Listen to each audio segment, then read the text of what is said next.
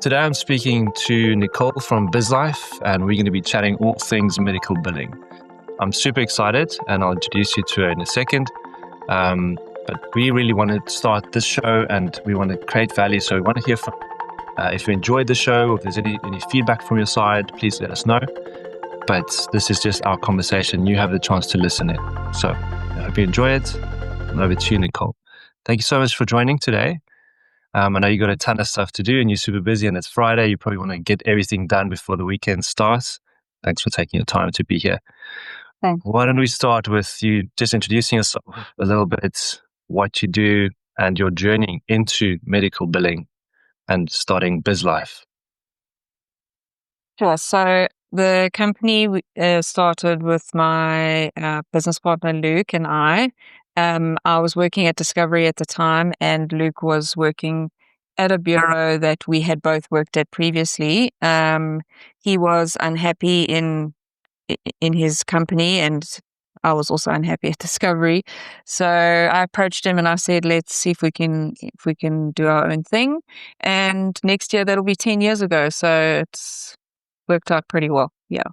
Wow. So we're a practice administration company. We specialize in anesthetic billing. That is our speciality, but we do administration for a variety of different practice types. We also do allied health professionals, which a lot of bureaus don't want to do allied health professionals, but we saw a gap in the market to do it for them as well. So, yeah.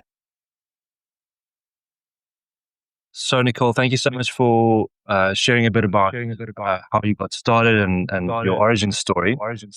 It's interesting. Sometimes people are inspired with something cool they want to chase after, but in your case, it was something you wanted to kind of get away from. But it's a bit of both, probably, I'm sure. Be your own boss, to have your own business. Some days are, I suppose, great. Other days are challenging. It's not easy to work for yourself or have your own business. What has kept you going for 10 years? I mean, that's incredible. It's quite a milestone. Congrats, by the way. Yeah, thank you. Yeah, it is quite a milestone. It's some days are better than others, as you said. I think Luke and I just really wanted freedom and time to raise families and do what we wanted to do without having to report to anyone, really. But the pressure of it is also quite large when you're running a business and you're responsible for staff and their livelihoods. And we're not in the easiest industry either. So it can be challenging at times, yeah. So what would you say distinguishes BizLife from other businesses in your industry? What makes you guys special? Do you have a unique approach to the way you tackle this business administration for medical practices and anesthesiologists? Obviously, there's a specific way things need to be handled within this industry that you can't really stray away from the process itself. Our vision in the beginning when we started the business was that we were going to be a very personalized business, and we've stuck with that. So we are very personalized. We go above and beyond the scope of work for our clients, and we know a lot about our clients. We're very involved. So we've taken that approach when we started the business, and we've continued that. I'm sure that makes quite a difference. What are some of the biggest or most interesting challenges that you find yourself solving for practice owners currently in terms of their billing? And how does BizLife help simplify or overcome those challenges? The biggest challenge that I think we find is the medical aids. And the medical aids have changed quite a bit over the years, particularly with their exclusions, their sublimits, the tariffs that they pay. The medical aid rates are significantly lower than what the doctors are generally charging, and that affects the whole practice. Just their different plans, their different exclusions, their sublimits. It's just it just creates a lot of logistics around what is covered, what's not going to be covered, and so it does extend like the process of the claim, because especially with other practice types like physiotherapy, for example. So for us, the medical aids is a big problem.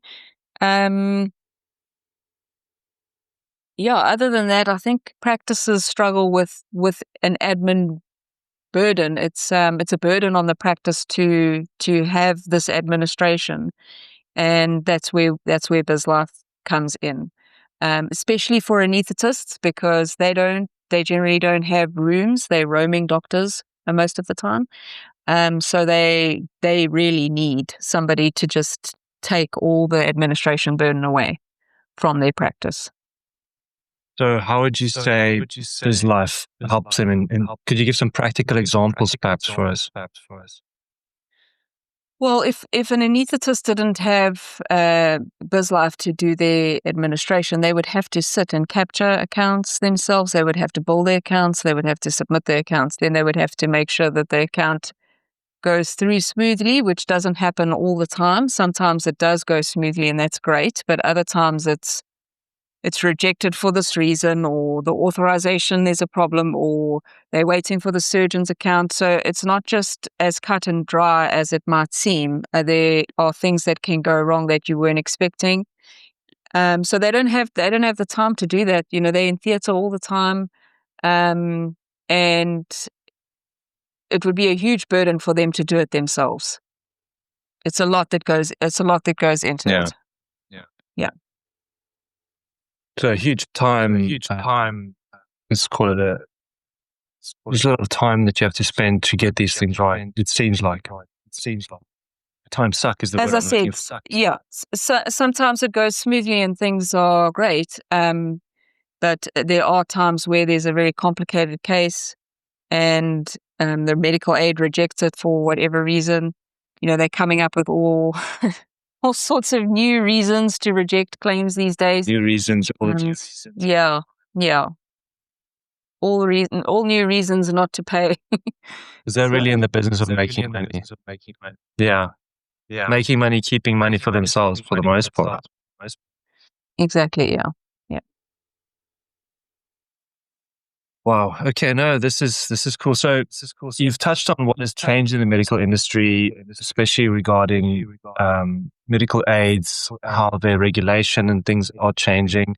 Is there anything else that you've noticed over the last couple of years that's different to, let's say, 5 years ago, that has completely changed the game? For us, there's been a change. I see a lot of group practices joining forces, whereas before it was individual practices running on their own. I see a lot of group practices emerging where 4 or 5 anaesthetists are getting together and creating a sort of a group practice, and they're operating that way. The other thing that has obviously changed is the implementation of the NHI, or the potential implementation of the NHI.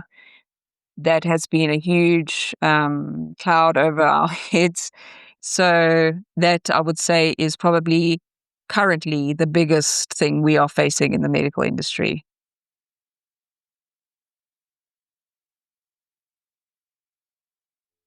What are some of the implications, or at least expected implications, of the NHI at the moment, or the biggest fears that you have? How could that hamstring either yourselves or medical practice owners?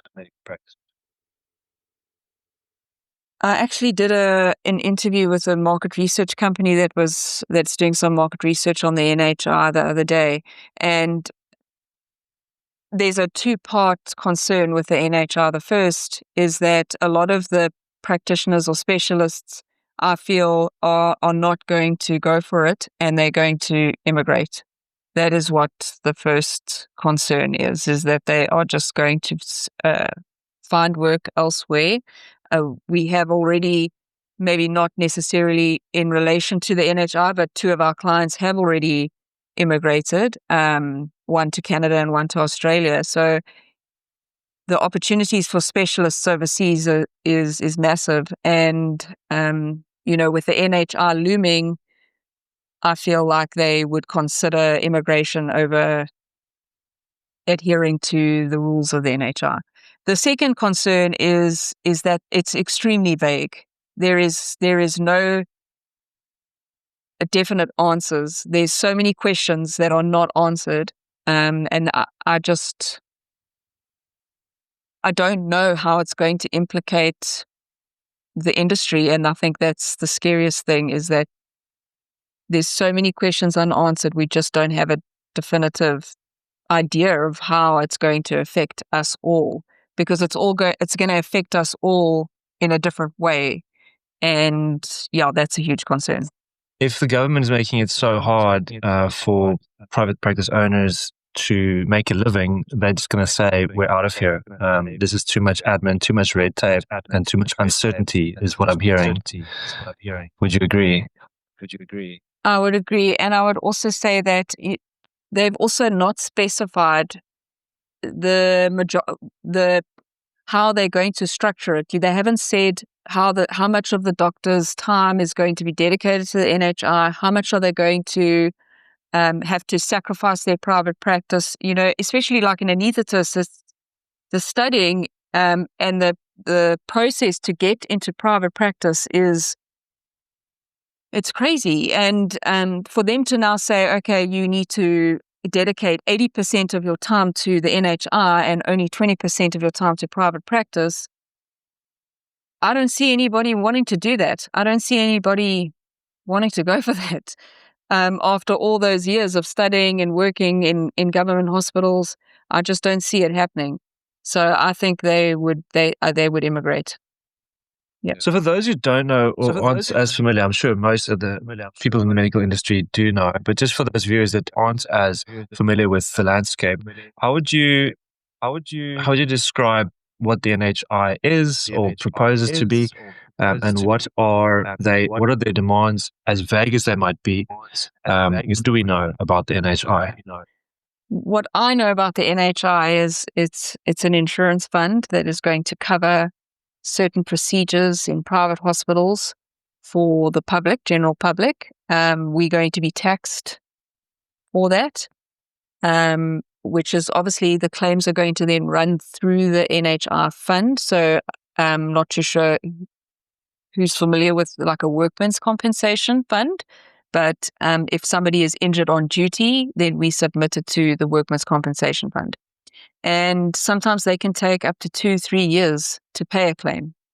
So if we're looking at the same sort of structure as the Workmen's Compensation Fund for the NHI, we're looking at a huge backlog of claims and a huge backlog of claims being paid to the practices. But they have not specified what procedures are being covered under the NHI, what rate is being covered, which practice types are being covered.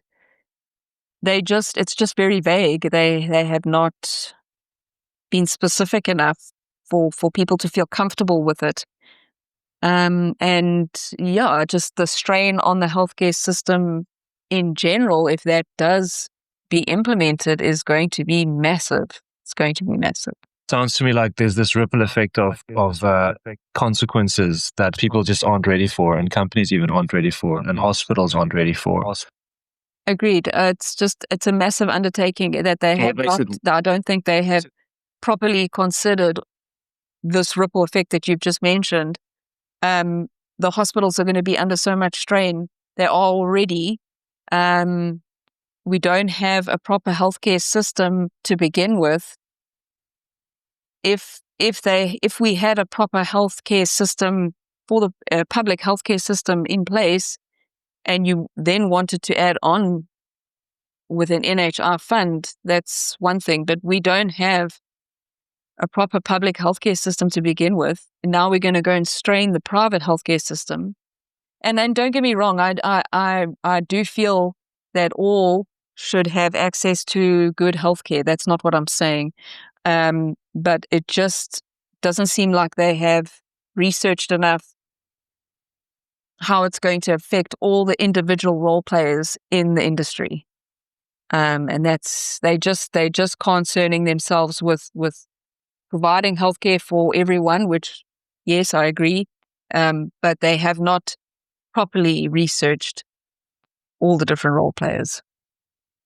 Besides giving access to healthcare to, let's say, the majority of South Africa, which seems to be one of the goals, what other incentives might be driving this whole NHI concern and campaign or initiative, do you think? Who's going to benefit from this, really, besides the public? I don't even think the public is going to benefit from it, to be honest.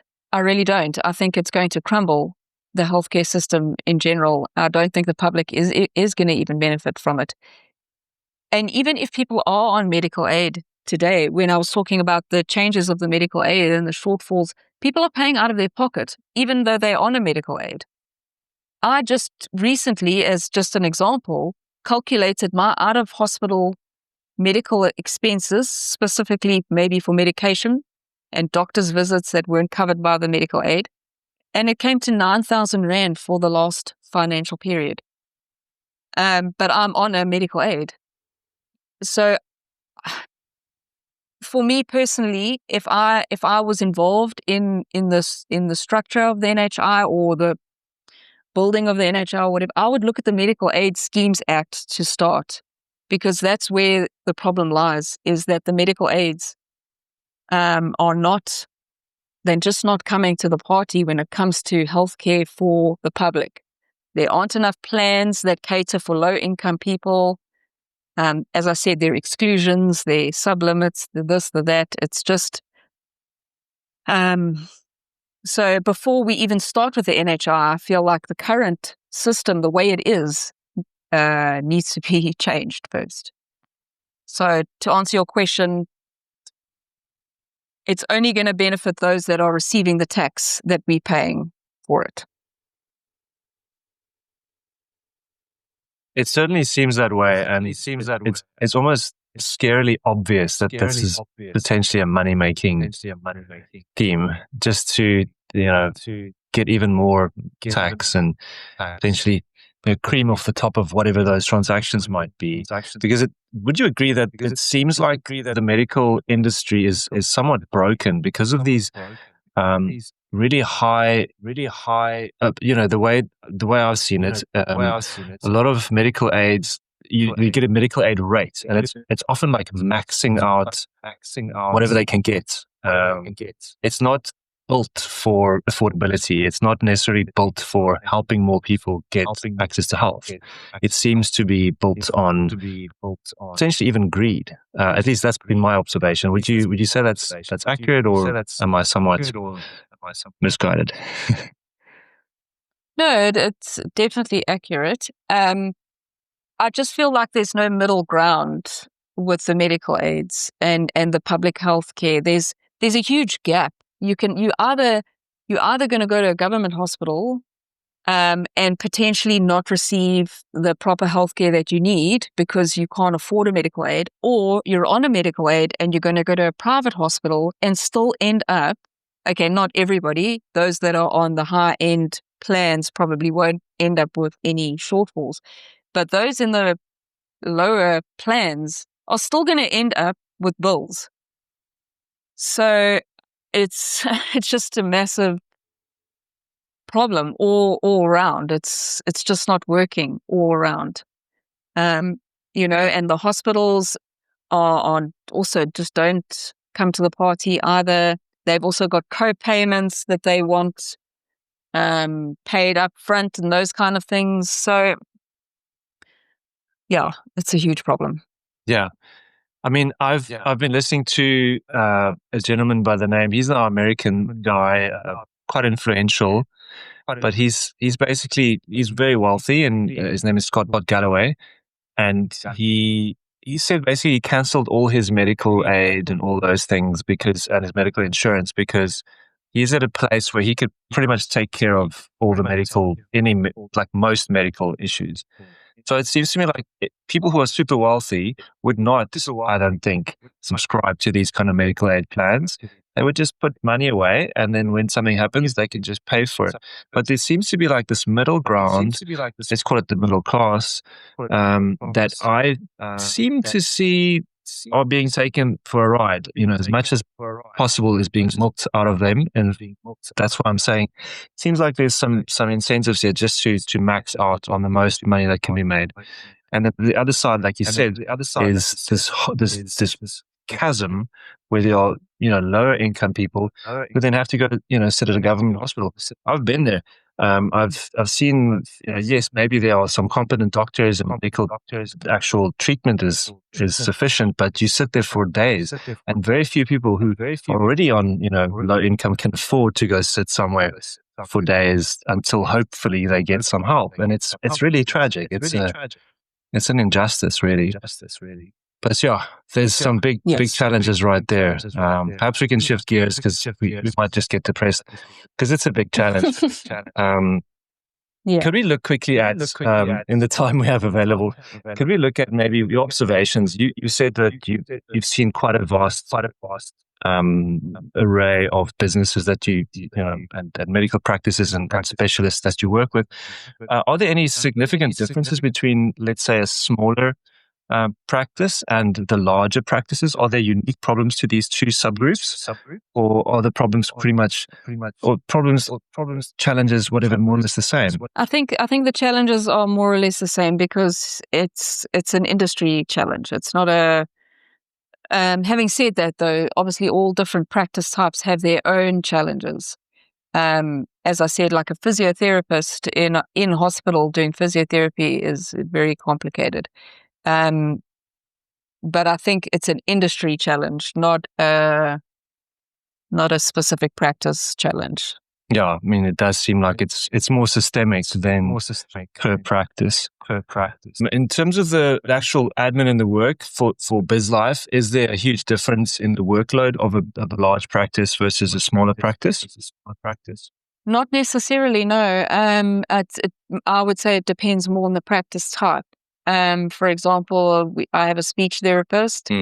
Her practice is very involved. It's very time consuming, and it's not a massive practice at all. But it's very time consuming. So I don't think it has to do with small, large. I think it's got to do with the practice type specifically.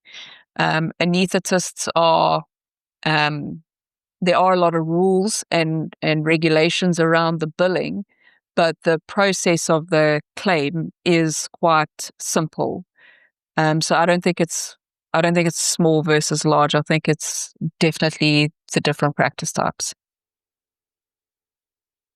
That makes sense. So you've mentioned that there are some rules and regulations, especially with certain disciplines.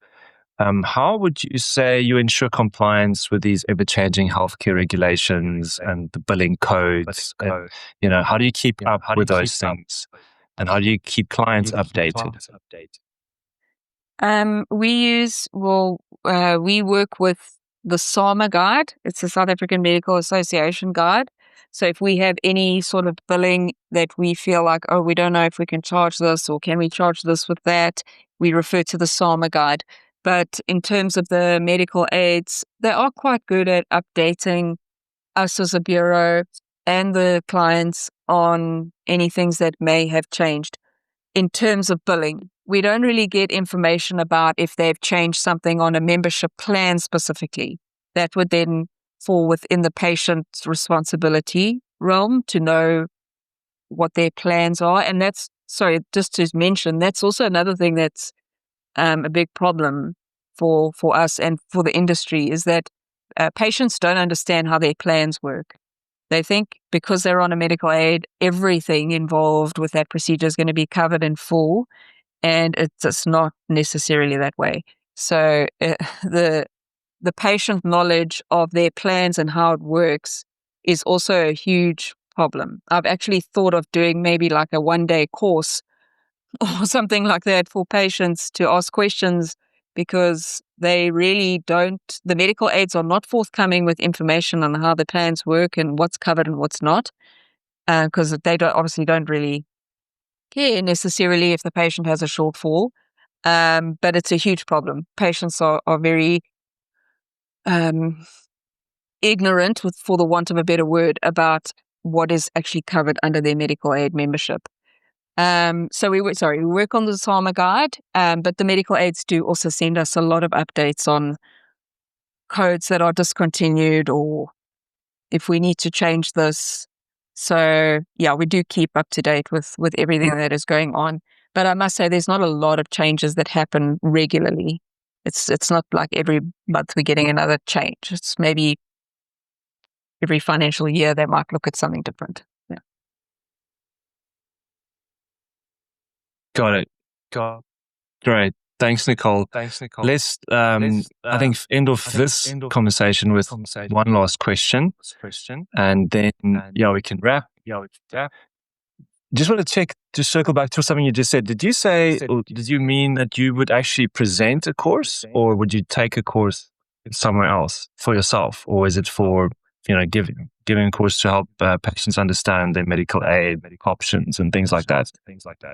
Yeah, I would say giving a course. I would be happy to giving a course, or not even a course, just an online conversation. Yeah, it's it makes everyone's lives difficult in this process of claiming and medical billing. It makes everyone's lives a lot more difficult if a patient doesn't understand what their membership consists of.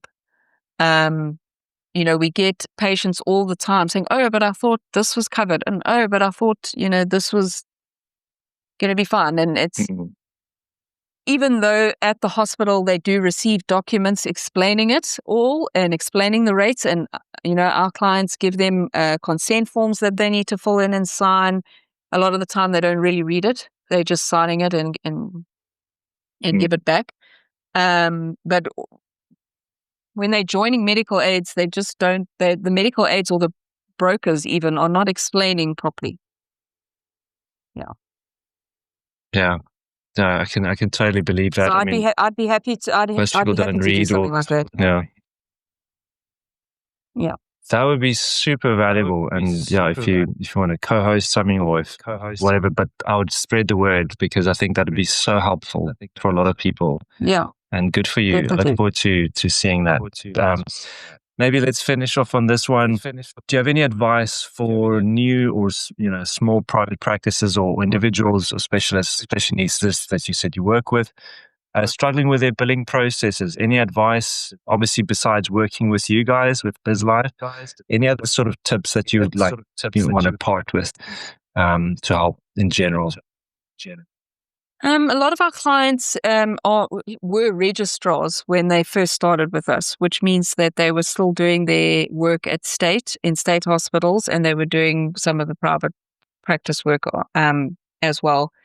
And that was our main target market in the beginning, was to help registrars start their private practice, which we actually thoroughly enjoy, because it's rewarding to see a practice that has just started out now, and all of our registrars are now in full-time private practice, it's nice to see that. The advice I would give, you need to have somebody who knows what they're doing. It's very easy to mess this up. So if you don't have the knowledge and experience of the industry, it's risky. But other than that, a good software that you're using to make sure that your claims are submitted in real time and things like that is also something I would say is something to look at. Yeah. Brilliant. Thank you so much. I know you didn't want to recommend any specific software at this point, but perhaps that's something you can revisit later. We can maybe review some software that you have experience in if you wanted to. But thank you so much, Nicole. It's been super helpful and valuable chatting to you. I really appreciate it.